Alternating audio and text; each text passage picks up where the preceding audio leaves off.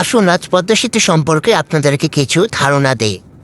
পদ্মা সেতু একটি দোতল বিশিষ্ট 4 লেন সেতু, যার উপরে গাড়ি চলাচলের জন্য 4 লেন রাস্তা রয়েছে এবং নিচতলায় রয়েছে রেল ব্যবস্থা।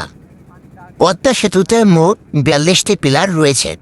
প্রতিটা পিলারের দূরত্ব প্রায় 150 মিটার, যা প্রায় 450 ফুট, এবং প্রতিটা পিলারের গভীরতা প্রায় 122 মিটার, যা 30 থেকে 40 তলা ভবনের সমান।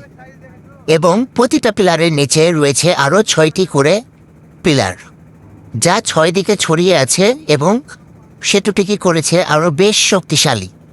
পদ্মা সেতু তৈরিতে বিশ্বের সবচাইতে বড় হ্যামারটি ব্যবহার করা হয়েছে, যেটা জার্মান থেকে নিয়ে আসা হয়েছে।